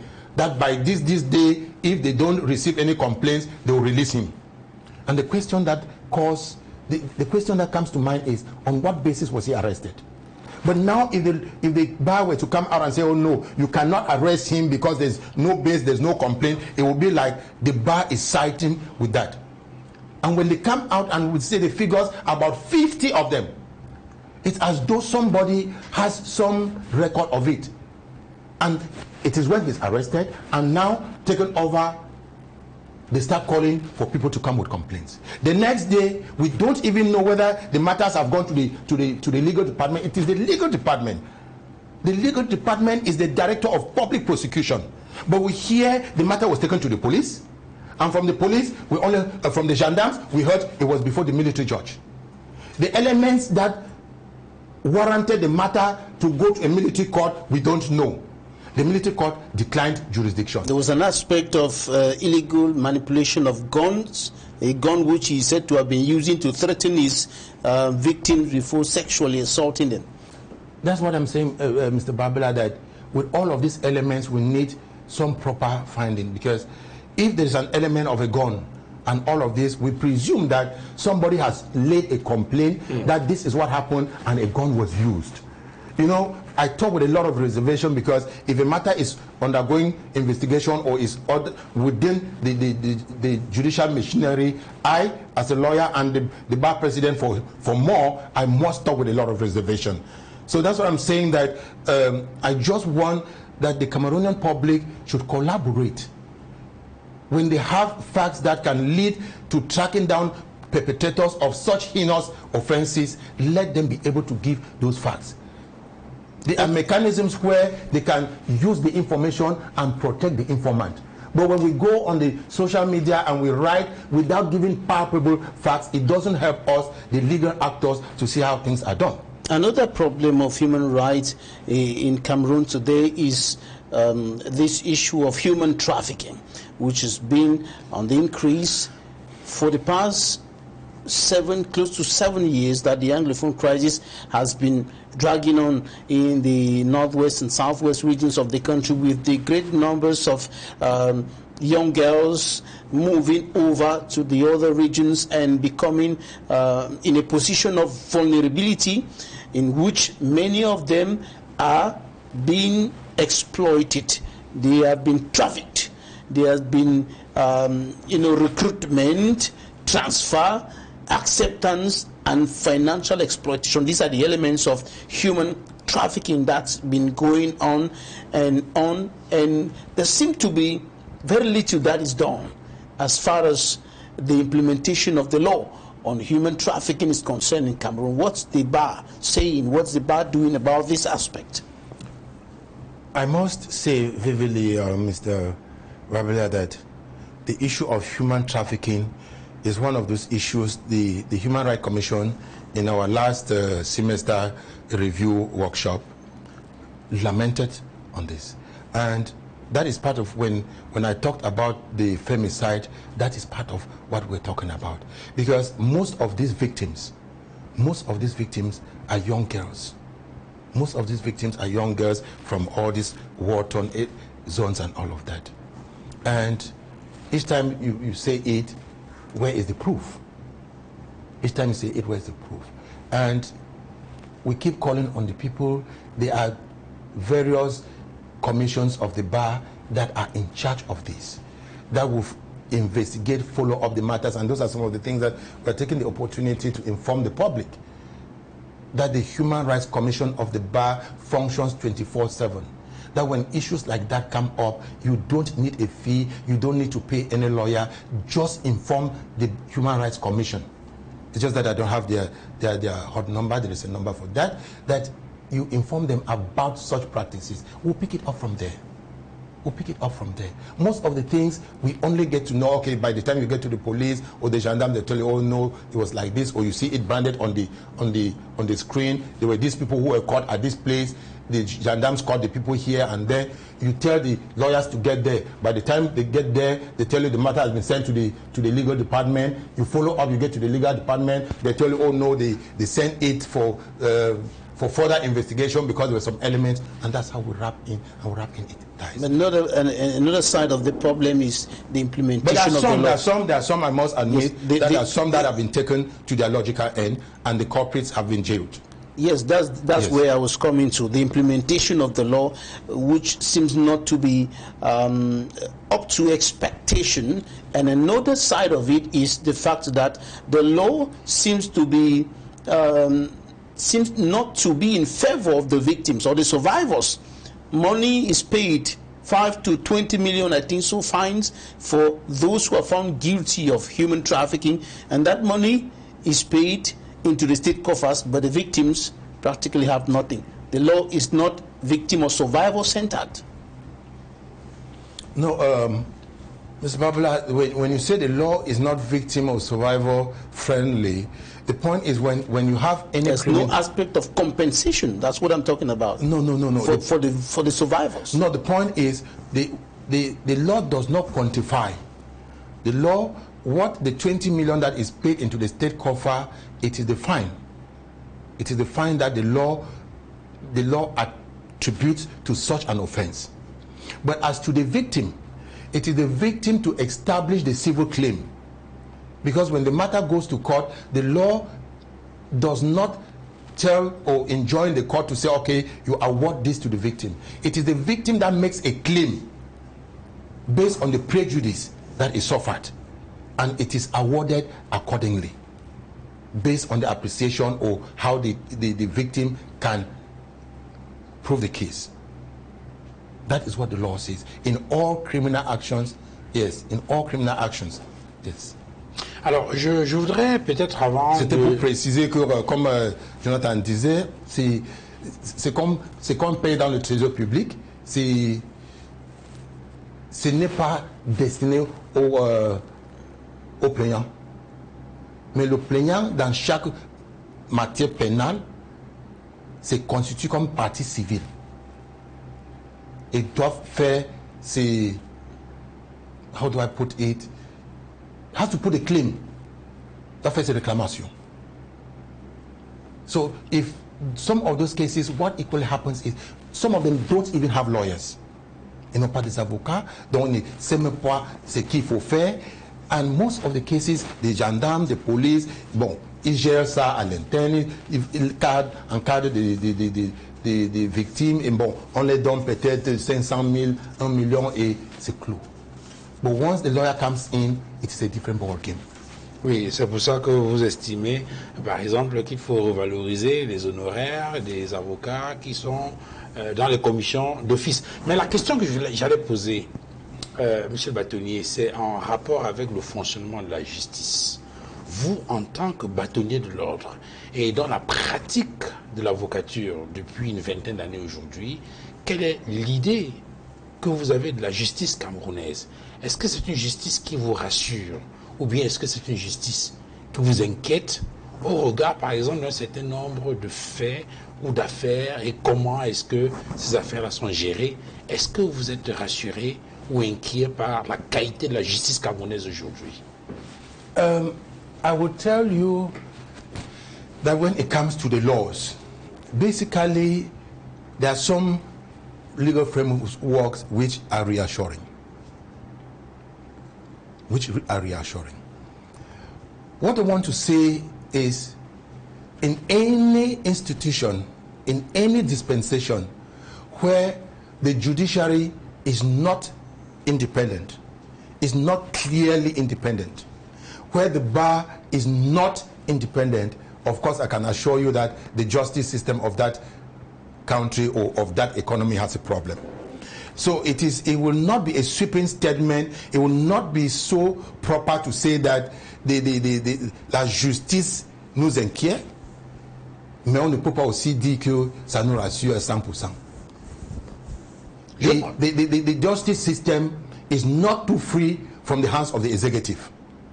By dint of that, there are certain things that we, the actors on the field of justice, we are not comfortable with. But to say that the Cameroonian justice system is that which frightens us or that we are not too sure of, it's like it is a collapsing one, it is so bad. It may not be comfortable, but I don't think it is at that level. Je vais prendre un cas précis. On a une affaire qui défraie la chronique depuis plusieurs mois, pratiquement un an aujourd'hui, l'affaire Martinez-Zogo. Et il y a eu un épisode qui a quand même retenu l'attention des gens. C'est cette lettre signée par le juge d'instruction du tribunal militaire pour, on va dire ça de façon simple, la libération de quelqu'un qui était engagé ou bien qui est concerné par cette affaire-là. Et plus tard, une autre lettre qui indique qu'il n'en est rien et que cette personne reste en prison. Du même auteur pratiquement. Est-ce que lorsque vous avez une situation comme celle-là, qui jusqu'ici n'a jamais été, je veux dire, adressée de façon claire, où on n'a pas vu une sortie précise, par exemple, du ministre de la Justice, est-ce que, lorsque vous avez affaire à une situation comme celle-là, vous ne vous dites pas qu'il y a quand même des inquiétudes?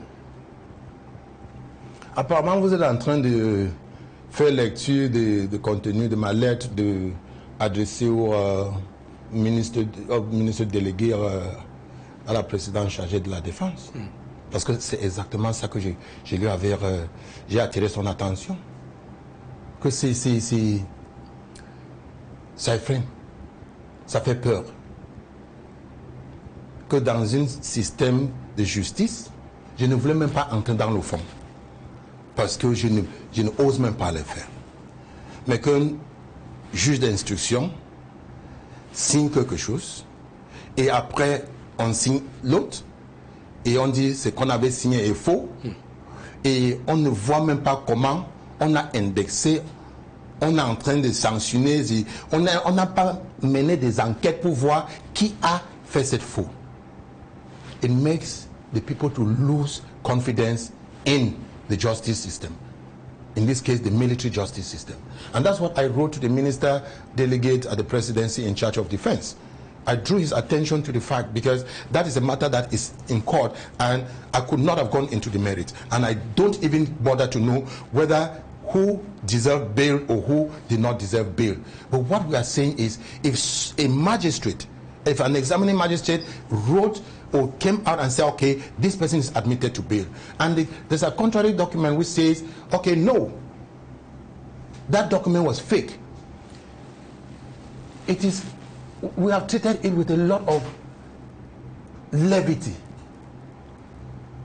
That a judgment, a ruling carrying the signature of a magistrate in a matter so sensitive and quasi-politic, somebody comes up to say it was fake and nobody comes up. And what we did was, in our letter, we were calling on the communication department of the Ministry of Defense to come out and say something. Let the public know so that they can be reassured that it was either an error or somebody did something wrong and that person is being brought to book. Remember, it's the same thing that happened in the National Assembly, that an appointment was made, it was read on CRTV. Later on, there was a letter that came out that it was fake. And we begin to ask ourselves, where are we heading to? We may gradually get to a point where perhaps even the head of state signs a decree or makes an appointment. He may need to come to the TV and read it himself because people will say that it's fake. No, about the release ping pong at the level of the military justice system, does that not speak volumes of the idea that the judicial arm of the state is practically swallowed by the executive arm, according to some politicians who think that Cameroon practically has just one arm, the executive, that has swallowed the judiciary and even the legislature? Given the fact that the bar still talks, or we still speak, even if we speak at a very low tone or our voice is not heard so loud, I won't actually say completely swallowed. And in a country like ours, that we are dabbling with democracy, it is commonplace for the executive to always try to swallow the judiciary. They don't really bother too much with the legislature. They don't bother because most of the bills are sent by them. But the judiciary is the arm where they want to swallow. I think that we can say with certainty that the executive has a grip on the judiciary, but to say completely swallow. Mais est-ce que vous avez des exemples qui peuvent montrer qu'il y a eu des zestes de, je veux dire, où le pouvoir judiciaire a des coups franches sur un certain nombre de questions? Il y a très peu d'exemples dans ce sens-là. We saw recently in Senegal, the Constitutional Council annulling a presidential decree and a law passed by Parliament. We have not seen this in Cameroon. And if you have not seen, then I have not seen. I don't know if we can have. If you have not seen our judiciary. If you have not seen, I have not seen either. We're in the same Cameroon. Je vais prendre un autre exemple, peut-être avant qu'on ne rentre dans la question de la crise anglophone. C'est les rapports que nous avons avec les institutions internationales, notamment qui travaillent sur les questions de droits de l'homme. Nous avons par exemple le cas de Amadou Vamoulke. On se souvient qu'il y a eu une sortie du groupe du travail des Nations Unies qui a indiqué que la détention était arbitraire et qu'il devrait être relâché immédiatement. Vous avez également les prisonniers politiques du MRC qui sont détenus depuis les marches pacifiques. Il y a eu sur la question également une sortie du groupe du travail des Nations Unies qui a indiqué que ces personnes-là doivent être libérées. Pourtant, rien n'a été fait jusqu'ici. Est-ce que ce sont des exemples qui, de votre point de vue, peuvent remettre en question le caractère, on va dire, démocratique ou bien le caractère libre et, on va dire, impartial de la justice camerounaise? What we'll say in that context,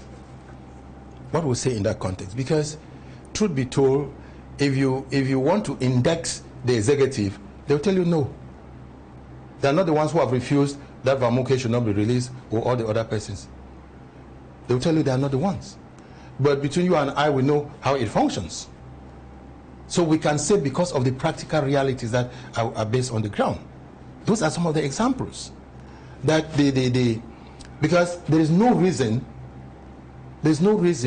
why a decision from the court should not be implemented. And because the legal department is more linked to the executive power, and it is the legal department that has the responsibility to execute court judgment. The court does not, the presiding judge does not execute court judgment. Once he hands down the judgment, he becomes functus officio. It is the legal department that takes the steps now to execute. So if it is not executed, it is the legal department that has not executed. And it is based on the fact that the legal department is linked to the executive that it is presumed that it is the executive that does not want the decision to be executed. But I can say it again that it's unfortunate. It is unfortunate. Alors je voudrais peut-être qu'on sorte de cette émission chez le Bâtonnier avec cette actualité. And one thing I want to say before you get there, one thing I want to say is that, you know, when we sound, we sound as though the bar. One thing we must understand with the bar is not the army, the bar is not the police, the bar is not the gendarme. What the bar is, we are the watchdog. Yes, we are the watchdog. When we see that it is not going, we come out and we shout. That is what the bar does. On doit crier chaque moment que ça ne marche pas, parce que normalement, quand le gouvernement fait son travail, le barreau se tait. Mais quand le gouvernement ne fait pas son travail, le barreau doit crier fort. Peut-être que vous devez crier plus fortement encore, pour être mieux entendu. Là, on est en train d'accumuler de l'énergie pour les frères. Alors, je voulais justement qu'on aborde ce dernier aspect en rapport avec la guerre du nord-ouest et du sud-ouest. Vous êtes avocat au barreau du Cameroun et vous êtes basé à Bamenda, dans le nord-ouest du pays. Alors, au regard de ce que vous vivez tous les jours, est-ce que vous êtes de ceux qui estiment que la situation est sous contrôle, maîtrisée, comme le disent certaines autorités à Yaoundé, ou bien vous pensez que la situation reste inquiétante et qu'il y a des raisons de mettre un peu plus d'énergie dans la recherche des solutions à cette crise-là? La situation reste toujours préoccupante. Ça reste toujours préoccupante. Et il faut quand même doubler des mesures pour chercher des solutions. Il y a eu récemment, le 11 février, pendant la fête de la jeunesse, le défilé en Cambé, il y a eu un incident qui s'est produit. Mais lorsque vous écoutez certains responsables, le sentiment qu'ils ont, c'est que, oui, bon, la situation est sous contrôle, le calme est revenu, mais de temps en temps, il y a des incursions des bandes armées, des bandits qui interviennent comme ça là pour provoquer des embuscades et donner lieu, et qui donnent lieu à des pertes en vies humaines. Est-ce que c'est votre avis? I will not share that opinion. I will not share that opinion. Particularly what happened in Cambe, it is unfortunate like many of those scenes. And what happens in Cambe only tells us that the situation is going wider and worse. Because Cambe is one of those areas that stood out so distinguished like an island of peace. Cambe was so calm, Cambe was very good, Cambe was normal. But when we start having episodes, I don't know, I don't care at this moment who is doing that. That is not what we are focused on. I care though. But what we are saying is that when Cambe, that was like an island of peace, starts having these explosions, starts having this killing, which was characteristic of other areas in the northwest and southwest, then it is only an indicator that it is not moving towards peace. If you take the case of Bamenda, where I reside, as you said, the Nkwen neighborhood, the Nkwen area, when this whole crisis started, the Nkwen area used to enjoy more peace. There was more tranquility in Nkwen. But recent times, Nkwen neighborhood has been the zone of turbulence. So it's the people who think that, or who propound the idea that peace has returned, there is calm and all of that, it's unfortunate. It's unfortunate the definition that they may be given to peace in a situation where people cannot even go out. At certain moments they want to go out, there are others that they should not go, and there's complete fear and panic, and we describe that as peace. It's unfortunate that such definition can soon peace. Barrister, let me bring to you the thoughts of one of your peers in neighboring Nigeria, a senior advocate of Nigeria, former Bar Association president in Nigeria, Olisa Agbakoba, and recently called on the President Bola Ahmed Tinubu to urgently resolve the critical national question of nationhood, recommending more dialogue rather than military action. And he was talking here about the situation in Nigeria, which is synonymous to what we have in Cameroon with the secession war. We have the Biafra secession war or conflict in Nigeria. And he said that it is a terribly big and wrong assumption that we want to be one. This is what he said when he indicated that the first question that we should be asking is, do we want to be one? And citing some examples of the 6 countries that made up Yugoslavia, that is including Croatia, Macedonia, Slovenia, Slovakia, which are independent countries today that are doing well, he said nothing says that we must be one. It is not sacrosanct that we must be one country. And he said, if living as one country, we have all these killings in Jos, in Abuja, everywhere, what is the point being one country? This is practically what is happening in Cameroon. This is the case of Cameroon with the secession armed conflict in the northwest and southwest regions. Now, I want us to look at this keenly, carefully. I want us to pick out some few things from these statements by your peers. What is the point? Being together, being one. If these killings in Garbo, in Cambe, in Mamfi, in Buya, in Kumba, Bamenda, everywhere are happening, what is the point? The context in which the Nigerian bar president would have said this, I don't know if it's the same context with what we're living in Cameroon, but I know it's about the Biafra and all of that. The secession conflict. Yes, but the lessons I think we should know is, I don't know if they might be talking after exhausting all the avenues for peace and all of that. But I don't think in our case we have exhausted the avenues for peace. Because the position of the Cameroon Bar has always been the government should seek all ways to solve this problem. When we indict the government or we push the blame on the government, it's because the government is government.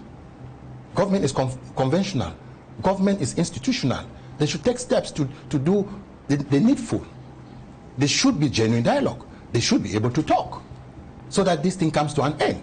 Because it is appalling. It is appalling, Babila, when you see the way people are being killed. People are dying on a daily basis for a war that we can call a baseless war. A war that could have been resolved by people sitting the way we are seated here, looking at our faces and looking at the true causes of the issues and addressing them the way they ought to be. I think we need to talk. It's my conviction that if genuinely the government makes up its mind and that they need to talk in this thing can be resolved. But Barrister, talking will demand answering some fundamental questions, answering some questions which are critical, but which are often absent on the table. The national dialogue took place, and the question that your PA is putting here is, do we want to be one? But this question is not often asked, and it is assumed, because we have been hearing our authorities saying this, militant supporters, sympathizers of the ruling party CPDM repeating this, one and indivisible Cameroon. Yes, one and indivisible Cameroon. But the question remains, do we want to be one? Nobody is asking this question. But it is an assumption which your peer qualifies as a terribly big and wrong assumption of everybody wanting to be one. You see, the point is, those are the assumptions that are made. And those are assumptions that are not made on the table. The first thing that we require is let's get to the table. Because once we get to the table, because in diplomacy and in conflict resolution, when you get to the table, it's not a one-off something. You come today, you talk, you push the goalpost, and someday you come to a midway. Because all what we are still talking at this level, there are things that are peripheral. When the right parties will get to the right table, I'm sure then the real talking will start. But at this level is you and I will give our opinion, this person gets to the social media, gives his opinion, this person gets to his Twitter page and gives his opinion, but the real people need to talk. It's not you and I. They're not the people who have been talking around here. They know themselves. Let them talk. Who are the real people? The government, of course, is the person and the protagonist. Oui, mais on se souvient qu'il y a eu, par exemple, la médiation canadienne qui était saluée par un certain nombre d'acteurs, puisqu'on a eu des communiqués, on va dire, conjoints, signés par certains leaders qui sont présentés comme des donneurs d'ordre. Mais on a vu par la suite que le gouvernement s'est retraité un tout petit peu par rapport à cette médiation canadienne. Est-ce que pour vous, avec cette médiation canadienne, et c'est pour parler qui avait été initié, on était sur une bonne voie? I would say it any day, any time. Any step that is taken towards dialogue, irrespective of the topic that they are talking, is in the right direction. We may sit today to talk, but we don't talk the real thing.